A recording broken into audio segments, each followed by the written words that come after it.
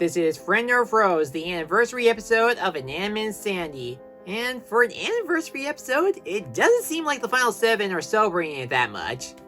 For this anniversary episode, their first challenge is to get this, jump off a cliff again, only this time they had to use the trampoline to jump over the wall and into the warp pipe for the second challenge, which is the Glacier Challenge from Inanimate Insanity Season 2, and whoever stays on the glacier the longest without touching the water wins the immunity cookie. Okay, before I get to the challenge, I want to talk about Bot's new design and Flori being the new assistant for Me Phone. For Bot design, it's actually pretty good. I do like that they modeled them after a butterfly, which is a good comparison between Bot and a butterfly because when they started off as Bo, they were unaware of everything, including their own identity, so they're like a small caterpillar being introduced to this new world.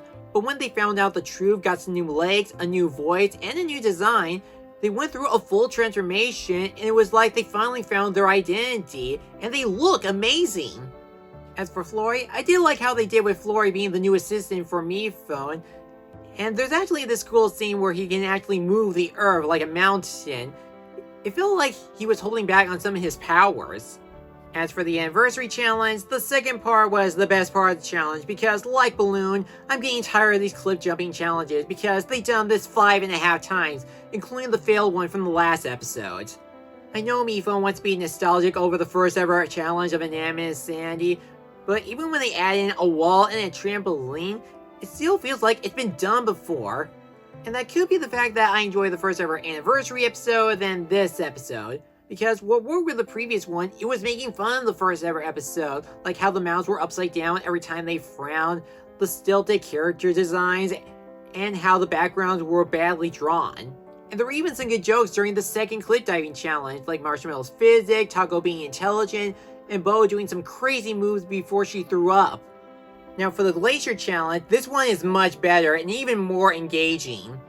It still presents the pushing, shoving, horseplay, as well as the interaction between the characters, which helped the theme of the challenge as an ice-breaking challenge.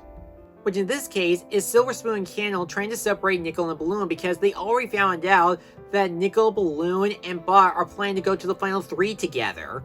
So Silver blackmailed Cabby on giving him a file on baseball to have Nickel be haunted by his past. And for this particular social game, it really puts Nickel and Balloon's friendship to the ultimate test.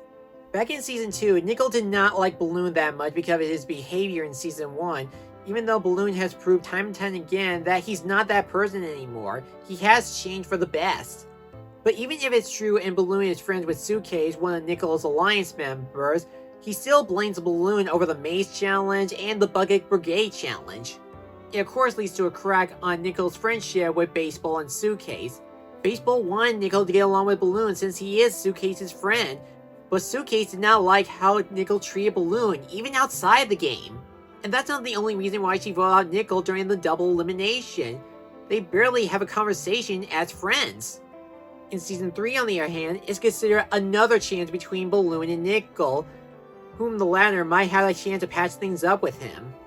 But then comes the relationship between Nickel and his good luck, which he believes the luck has done all the work, not him, and he believes that the relationships he made are not considered real.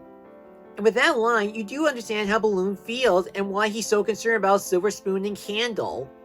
He knows which relationships are real and fake. The fake relationships come from Silver Spoon and Candle because they never listen to him. But the real relationship comes from Suitcase, Bot, and Nickel because they do actually talk to each other and talk strategy, and they do listen to each other and understand how they feel.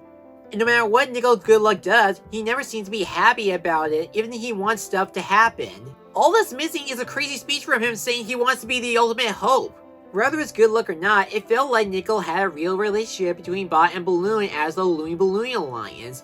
In fact, he became friends with Balloon before Clover gave him some luck. There's another good relationship between Cabby and Yin Yang, where Me Phone decided to add in one extra twist for Yin Yang. If they can receive one permission from one of the contestants, they get the immunity milk, and if they drink it before the votes are read, they get immunity again. This of course tests Cabby's friendship with Yin Yang. Even if she wants to help them, she knows she's going to be the next target if she gives them the immunity milk. However, there's this one thing they discovered. Me Phone said he can give the immunity milk to Yin Yang, but he didn't say they can't share it with someone. So I will admit, I did like how they handled with the immunity milk being more than just a plot armor for Yin Yang. Now when it comes to the elimination ceremony, I kinda had a feeling that it came down to this.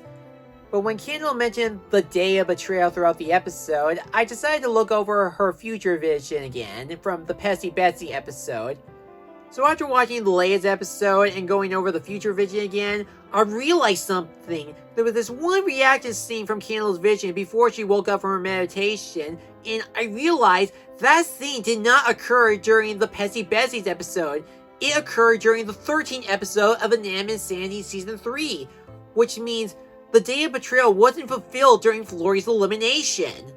This episode was the real future that Ken was trying to prevent before she switched sides. I can't believe I didn't put it together until just now. I won't give everything away, but watch the Friend of Fro's elimination ceremony and Kendall's vision if you know what I mean. So while the episode was not much of a celebration, I didn't like what was happening between the characters, and I'm curious to see how things will go after what just happened. Will the immunity milk ever be used? How far will Bach go now that he found their true identity? And will Balloon ever trust Nickel again? Well, once again, this is going to be a wait and see on who will win a spot in the final 5 and who will be eliminated in the next episode.